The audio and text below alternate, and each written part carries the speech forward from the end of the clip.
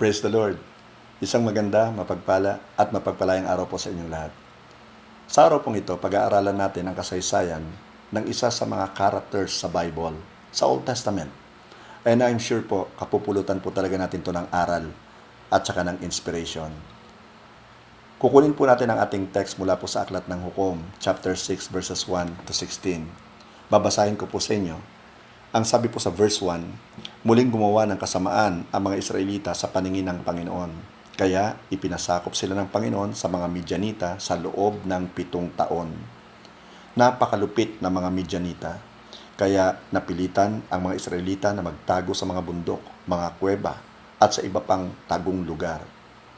Tuwing magtatanim ang mga Israelita, nilulusob sila ng mga Midyanita, Amalekita at iba pang mga tao sa silangan. Nagkampo sila sa lugar ng mga Israelita at sinira ang mga pananim nito hanggang sa Gaza. Kinuha nila ang lahat ng tupa, baka at asno. Wala talaga silang itinira para sa mga Israelita. Sumalakay sila na dala ang kanilang tolda at mga hayop na parang kasindami ng mga balang. Hindi sila mabilang pati ang kanilang mga kamelyo. Winasak nila ang lugar ng mga Israelita. Naging kahabag-habag ang kalagayan ng mga Israelita dahil sa mga Midyanita. Kaya humingi sila ng tulong sa Panginoon. Sa verse 7, nang tumawag sila sa Panginoon, pinadalhan sila ng Panginoon ng isang propeta na nagsabi sa kanila, ito ang sinasabi ng Panginoon na inyong Diyos. Inilabas ko kayo sa Ehipto na kung saan inalipin kayo. Iniligtas ko kayo sa mga Ehipsyo at sa lahat ng umaapi sa inyo. Pinagtagumpay ko kayo sa kanila at ibinigay ko sa inyo ang kanilang mga lupain. Sinabi ko sa inyo, ako ang Panginoon na inyong Diyos at hindi nyo dapat sambahin ang mga Diyos na mga Amoreyo kung saan kayo nakatira ngayon. Pero hindi kayo nakinig sa akin. Pagkatapos dumating ang anghel ng Panginoon sa Ofra, naupo siya sa ilalim ng puno ng terebinto na pag-aari ni Joas na mula sa angkan ni Abiezer. Si Gideon, na anak ni Joas, ay naggigiikno ng trigo sa ilalim ng pisaan ng ubas, para hindi makita ng mga Midyanita ang trigo. Nagpakita sa kanya ang anghel ng Panginoon at sinabi, ikaw, magiting na sundalo, ang Panginoon ay sumasa iyo. Sumagot si Gideon, kung sumasa amin nga ang Panginoon, bakit ganito ang kalagayan namin? Bakit hindi na siya gumagawa ng mga himala gaya ng ginawa niya noon nang inilabas niya sa Ehipto ang aming mga ninuno? Ayon na rin sa kwento nila sa amin. At ngayon, pinabayaan na kami ng Panginoon at ipinaubaya sa mga Midyanita. Sinabi ng Panginoon kay Gideon, mapapansin mo, anghel ng Panginoon, yung una nating nabasa, ngayon sinasabi naman sa verse 14, sinabi ng Panginoon kay Gideon. Marami po mga Bible scholars ang nagsasabi na ito po yung pre-incarnate being, ito pong si Jesus. Ang sabi po ng Panginoon kay Gideon, humayo ka at gamitin ang buong lakas mo sa pagliligtas sa Israel mula sa mga Midyanita.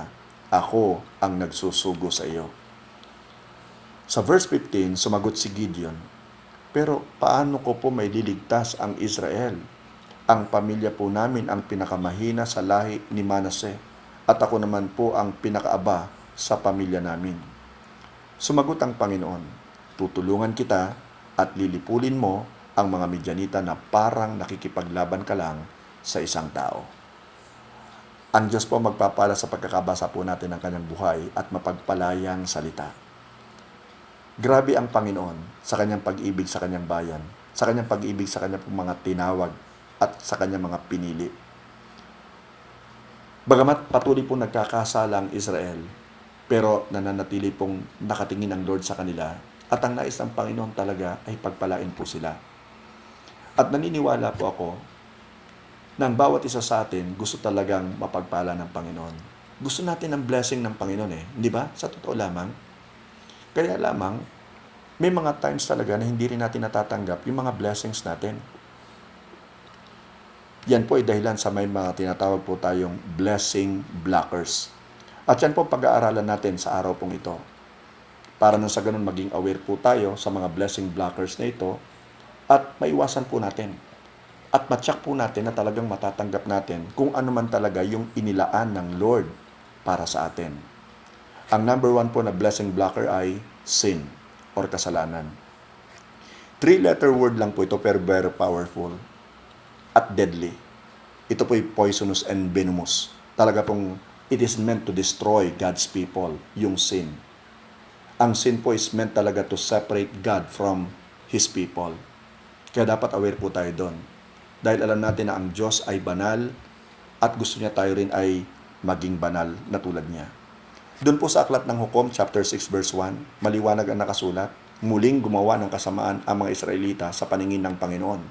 Sa madaling salita, paulit-ulit po sila sa paggawa ng kasalanan. Muling gumawa ng kasalanan o kasamaan.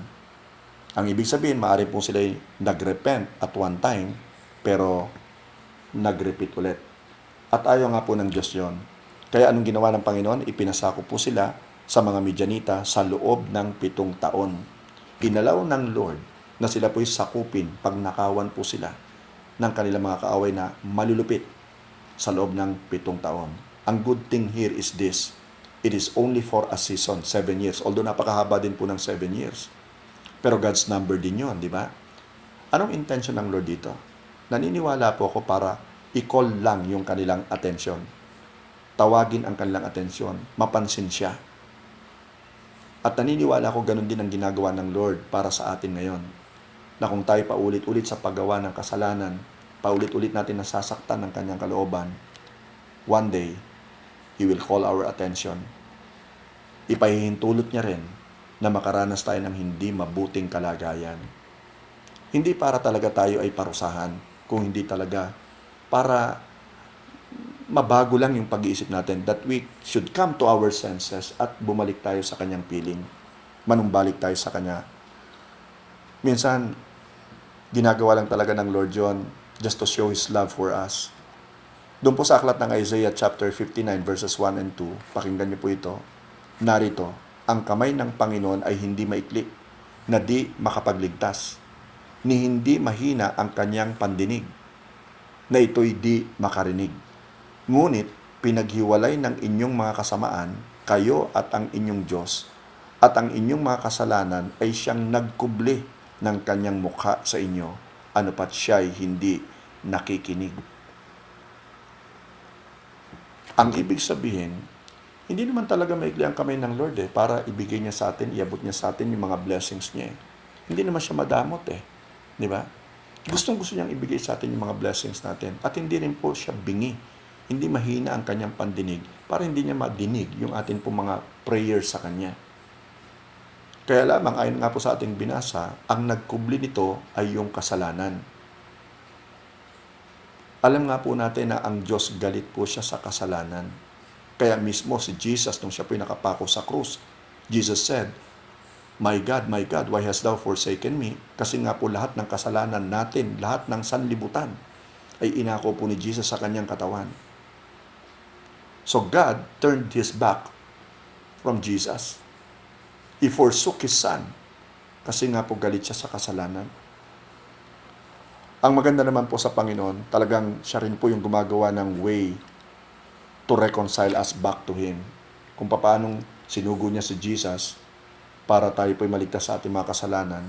Doon po sa aklat ng 2 Chronicles chapter 7 verse 14, alam naman po siguro natin to, kung saan nakasulat, si Lord po nagsasalita, if my people who are called by my name shall humble themselves and pray, and seek my face, and turn from their wicked ways, then I will hear from heaven, and will forgive their sins, and heal their land. So kailangan lang talaga magpakumbaba po tayo. Aminin po natin yung ating pagkakamali sa Kanya, yung pagkakasala po natin, nanggaling po talaga sa ating puso, sincerely. At tayo po'y dumalangin sa Kanya, tumalikod tayo sa ating mga kasalanan, saka pa lamang niya po maririnig ang ating mga tinig. At sa Kanya tayo papatawarin, at sa Kanya po talaga i-heal, pasasaganain po yung atin pong lupain o ang atin pong kabuhayan. Ang pangalawa pong blessing blocker ay fear. 4-letter word naman. Fear. Takot. Sa Hukom, chapter 6, verse 2, ano po nakasulat? Napakalupit na mga Midyanita, kaya napilitan ng mga Israelita na magtago sa mga bundok, mga kuweba at iba pang mga lugar o tagong lugar. Anong ibig sabihin nito? Sa sobrang takot nila, dahil alam nilang napakalupit ng kanilang mga kaaway, nagtatago talaga sila sa mga bundok, sa kuweba at iba pang mga tagong lugar. Para silang mga daga na pag dumating ang mga pusa, karipasan ng takbo patungo sa kanilang lungga. Dahil sa sobrang takot po nila. At dun sa Hukom, chapter 6, verse 11, si Gideon na anak ni Joas ay nagigiik noon ng trigo sa ilalim ng pisaan ng ubas para hindi makita ng mga Midyanita ang trigo. Ito nakakatawa to Sa totoo lamang Nagigiik ng trigo sa pisaan ng mga ubas. Di ba pag ang trigo ang gigiikin mo, dapat sa giikan ka ng trigo? At kung magpipisa ka ng ubas, dapat sa pisaan ng ubas? Pero si Gideon, dahil sa sobrang takot niya, nakamkamin ng kaaway yung kanyang mga trigo, yung kanyang mga blessing, kahit na mag-iik na siya ng trigo sa pisaan ng mga ubas. Nakikita natin kung ano nagagawa ng fear sa atin. Minsan nga sa sobrang takot natin, nagiging paranoid na tayo, o nagiging praning na tayo, di ba? And sometimes we even fear the unknown. Kahit hindi natin alam, natatakot tayo. Di ba? Paglabas natin ng bahay, tatakot tayo. Baka mamaya may mga hold up sa atin. Baka mamaya mahawaan tayo ng COVID. Baka mamaya biglang kumidlat at tamaan tayo. Kung ano-ano kinakatakutan natin na hindi naman tama. Di ba? At ang takot po sa totoo lamang po nakaka-paralyze yan Meron kang gustong gawin dahil sa takot mo, wala kang magawa. Para ka nakagapos. Paralyze. At hindi mo magawa kung ano talaga yung dapat mong gawin. At kung magagawa mo man, hindi maayos ang pagkakagawa mo. Nakikita po natin dito yung dalawang bagay kung bakit nagtatago itong si Gideon. Bukod sa fear, siya po ay nagigiik ng trigo sa pisaan ng ubas. Ang isa pa, yung hindi niya po alam kung ano po yung kanyang potensyal na angkin. Always remember this, pag tinawag ka ng Lord, pag isinugo ka ng Lord, pinili ka ng Panginoon, kapatid, that means to say, yung potential mo nasa sa iyo. And it's up to you to use that potential to the max. Kailangan mailabas mo yan. Para sa ganon, mabigyan mo ng kaluwalhatian ng Panginoon sa mga pinagagawa niya sa iyo. Okay? Hindi mo gagamitin yan para sa makamundong mga bagay lamang. Gamitin mo yan para sa Panginoon, even your talent. So sinabi ng Panginoon sa kanya sa verse 14, humayo ka at gamitin ang buong lakas mo sa pagliligtas sa Israel mula sa mga Midyanita. Narinig mo yun? Humayo ka at gamitin ang buong lakas mo. Kapatid, hindi sinabi ng Lord sa kanya na humayo ka at gamitin ang buong lakas ko. Ang sabi niya, ang buong lakas mo. That means to say, na alam ni Lord that Gideon had the potential to defeat yung mga Midyanita. Talunin ang kanyang mga kaaway. Pero hindi ito nare-realize ni Gideon. Because of what? Because of his fear pa din. At marami sa atin, hindi rin lumalabas yung potential natin, yung galing natin, because of what? Fear. Di ba? Because of fear. Maring ikaw ay empleyado, at kapag ka may inutos sa iyong manager mo, natatakot ka na sumunod, natatakot ka na gawin, kasi hindi yata ito yung pangkaraniwang ginagawa mo. Ang hindi mo alam, ikaw pala ay ginugroom na to the next level. Ipopromote ka na. Pero dahil meron kang fear, hindi mo magawa, nadi-disqualify ka. That is what fear does to us. I-disqualify tayo doon sa mga blessings ng ating Panginoon. Meron akong nabasa na nagsasabing ganito Fear is the dark room where Satan develops our negatives. Yung fear daw, dark room. Kung ikaw halimbawa, kung alam mo pa yung pamamaraan nung araw pag nagpa-develop ka ng litrato, di ba? Dadali niyan sa dark room, yung negative. Ito naman, yung takot natin, ang dark room ni Satan para i-develop niya yung mga negative thoughts, negative things para hindi natin nga makuha yung blessing ng Panginoon. Don't forget yung nakasulat po sa 2 Timothy chapter 1 verse 7. For God has not given us a spirit of fear. So here we can see that fear is a spirit. And it is an evil, wicked spirit unleashed by Satan para kontrolin ka. Para patayin yung pananampalataya mo. At At huwag mo siyang ialaw. Di ba? Because God has not given you a spirit of fear. Kung spirit yan na wicked, evil, anong dapat gawin dyan? Palayasin mo sa pangalan ni Jesus. Kanselahin mo yung power niya in your life in Jesus' mighty name. At maglalaho yan sa iyo. Kailangan lang talaga tibayan mo ang iyong loob, lakasan mo ang iyong loob, magpakatapang ka. Ngayon, kung hindi pala spirit of fear ang ibinigay ng Lord sa atin, ano pala?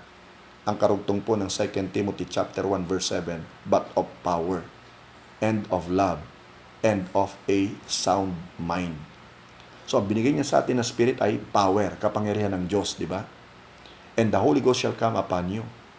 At pag napasa iyo ang Holy Ghost, here comes His power. And of course, love, the love of God. Di ba? Love covers a multitude of sin. So, mawawala na ngayon yung fear mo. Perfect love casts out fear. And of course, binigyan niya rin tayo ng sound mind. You see, kapag ka may takot ka, hindi ka makapag-isip ng maayos. Hindi ka makapag-isip ng matino. Magulo ang takbo ng isipan mo. Watak-watak. Di ba? Cluttered ang isipan mo. Kasi nga, may fear ka. Pero binigay siya ng Lord na spirit ay a spirit of a sound mind. Now, ang pangatlo po na blessing blocker ay failure syndrome. Failure syndrome. Doon sa Hukom, chapter 6, verse 15, sumagot si Gideon, pero paano ko po maililigtas ang Israel? Ang pamilya po namin ang pinakamahina sa lahi ni Manase. At ako naman po ang pinakaaba sa pamilya namin. So dito, inungkat na rin ni Gideon ang history ng kanyang pamilya, na ang kanilang pamilya ang pinakamahina sa lahi ni Manase. So maliit lang ang pagtingin niya sa kanyang mga ninuno. Maliit lang ang pagtingin niya at pagkakakilala niya sa kanyang mga magulang. Kaya ang sabi niya pa rin, ako naman po ang pinakaaba sa pamilya namin. At minamaliit niya rin ang kanyang sarili. So dito, makikita po natin na si Gideon mismo walang believe sa kanyang sarili. Dahil nga po, meron siyang failure syndrome. Alam niya yung kanyang mga lolo, yung kanyang lola, ang kanyang mga magulang, ang kanyang mga tito, yung mga nakatatanda sa kanya, ay puro nag-fail. But it doesn't mean na porket nag-fail po sila, tuloy-tuloy na rin yan sa iyo at tuloy-tuloy na rin yan sa magiging anak mo. You've got to cut the curse. Dapat talaga maputol yan. Yung pag-iisip mo na talagang mahirap naman ang tatay ko, mahirap ang lolo ko, so ako siguro pinanganak na mahirap, di mamamatay na rin akong mahirap. Yung mga tipo bang gano'n na thinking, which is actually wrong. Mali, di ba? Kung naghirap ang iyong mga lolo, naghirap ang iyong mga magulang, kailangan ba maghirap ka din? Di ba? Kung ipinanganak kang mahirap, hindi mo kasalanan yon. Pero kung mamamatay ka ng mahirap, kasalanan mo na yon. Kasi binigyan ka naman ng Lord ng spirit of power and of love and a sound mind. Di ba? So, kailangan maisip mo na nangyari sa kanila yon, hindi mangyayari sa akin to. Lalagutin ko ito. Kung nag-fail sila, then, so what? Di ba? Ikaw naman ngayon ang dapat na magtagumpay. So si Gideon, minalit niya ang kanyang sarili. Nakita niya yung kanyang limitasyon. Di ba? Nakita niya na kulang siya sa kakayahan. Ngunit ano ang sinabi ng Diyos sa kanya? Ikaw, magiting na sundalo, you mighty man of valor. Ikaw na magiting na sundalo, sumasa iyo ang Panginoon. At yun din ang gustong sabihin ng Lord sa iyo. Kung ikaw ay napanghihinaan ng loob, kung nakikita mo kasi you fail, di ba? Then gumawa ka to, again you fail, lagi ka nag-fail. Always remember that you are not a failure because you failed. You only become a failure when you stop trying. When you quit. Pag nag-quit ka na, then you are a failure na. So habang may buhay, may pag-asa, tatandaan mo yan. Ang umaayaw, hindi nagwawagi. Amen? Pero nagwawagi, hindi umaayaw. So magsumikap ka lang. Yung failure, nagtuturo sa atin to nagbibigay sa atin to ng experience para maging successful tayo. Use your failure as a stepping stone, not as a stumbling block. Amen? So, ikaw, magiting na sundalo. Isipin mo ngayon yan sa iyo. Sinasabi ng Lord sa iyo, ikaw ay isang magiting na sundalo ng ating Panginoong Jesucristo. You are a soldier of the living God. Kapatid, tandaan mo itong mabuti. Hindi mahalaga kung ano ang sinasabi ng ibang tao sa iyo. Hindi mahalaga kung ano ang pagkakakilala nila sa iyo. At hindi rin mahalaga kung anong sinasabi mo sa iyong sarili. Minsan pinaniniwalaan mo na yung sinasabi ng ibang tao sa iyo at tinatanggap mo na yon. Hindi mahalaga kung anong sinasabi mo sa iyong sarili at kung anong pagkakakilala mo sa iyong sarili. Ang mahalaga ito, kung ano ang sinasabi at kung anong pagkakakilala sa iyo ng ating Diyos sa buhay. You are a mighty man, a mighty woman of valor. You are a mighty child of the living God. Amen? Ikaw, magiting na sundalo, sumasa iyo ang Panginoon. So yun pa lang alam mong nasa iyo ang Panginoon If God is for you, who can be against you? Di ba? Kapatid kaibigan, kailangan natin ma-realize yung mga blessing blockers na ito are all meant by the devil for us not to claim and receive our blessings. Gusto ng Panginoon, lahat ng ito ay may santabi mo. Pwede na ba tayo manalangin? Heavenly Father, kami po'y lumalapit sa iyo. Nagpapasalamat po kami sa araw po na ito na kami po'y tinuruan mo. We thank you for your blessed Holy Spirit. Salamat po, O Diyos, sapagkat pinare-realize mo sa amin na you want to bless us, your people, your children. Salamat po. At salamat din sapagkat pinaunawa mo sa amin, Panginoon, yung tatlong bagay na nagbablock po ng aming mga blessings. Yung sin, yung fear, at yung failure syndrome. Lord, ang prayer nga po namin, continue to always remind us, my Lord, nang sa ganun, Panginoon, makamtan namin yung mga blessings mo na you have prepared and stored for us. Salamat po. Humihingi po kami ng tawad, O Diyos, sa lahat po ng aming mga nagawa, sa lahat po ng aming mga inisip, maging mga sinabi, the sin of omission and even the sin of commission. We thank you for the blood of Jesus, which is sufficient, my Lord, para i-cleanse po kami. Salamat din po, Panginoon, sapagkat inaalis mo sa amin yung spirit of fear. Even right now, I rebuke that spirit of fear sa lives, Panginoon, ng iyong mga anak. In the name of Jesus. Whatever fear it is, fear of lack, yung fear, Panginoon, sa COVID-19, yung fear of the future, Panginoon, na hindi namin alam, that we are living right now in uncertain times. I rebuke the spirit of fear right now. At Lord, salamat po sa power, sa love, at saka sound mind na kaloob mo po sa amin. I bless your holy name. Dearest God, sa mga kapatid ko pong may sakit, may karamdaman, I pray that you touch them and heal them. Sa mga nangangailangan po ng finances, O Lord, I pray, my Lord, that you continue to supply their needs according to your riches and glory by Christ Jesus. Sa mga nanlalamig, Panginoon, hayaan mong maranasan nilang muli yung init ng yakap mo. Sa mga natatamad na, Panginoon, sa paglilingkod sa iyo, I pray, my God, ipuin mo ang kanilang mga puso. Ibalik mo ang kanilang first love, ang init nila, sa kanila pong ginagawang paglilingkod sa iyo. Maraming salamat po, Ama. Sineselyuhan po namin ang aming tagumpay. At thank you, Lord, sa mga blessings na kaloob mo sa amin, sa bawat isa sa amin. In Jesus' mighty name we pray, Amen. And amen and amen. At kapatid kaibigan, kung nais mong matanggap yung mga blessings ng Lord, ang greatest of this ay itong salvation. It is a gift of God na para sa iyo. Kung ikaw ay nakikinig for the first time at nais mong tanggapin si Jesus bilang iyong personal Lord and Savior, this is your time, your moment. Tanggapin mo siya. Walang mawawala sa iyo. At alam mo, yung blessings niya will surely come your way. Overflowing, exceeding blessings, abundant blessings, rich blessings. Kung nais mo siyang tanggapin, all you have to do is to humble yourselves before Him. Tanggapin mong ikaw ay makasalanan. At tanggapin mo si Jesus bilang iyong personal Lord and Savior. And that's it. Tapos na. Ikaw ay makakaranasan ng kaligtasan ng iyong kaluluwa sa tiyak na impyerno. Kung nais mo siyang tanggapin sa iyong puso, pwede kang sumunod sa isang maikling panalangin. Dapat galing sa puso mo yung pagsunod mo. Sabihin mo ito habang ikaw ay nakayukot, nakapikit. Panginoong Hesus, patawarin mo ako. Ako'y makasalanan. Tinatanggap kita sa aking puso bilang aking Panginoon at tagapagligtas ng aking buhay. Maraming salamat po sa kapatawaran.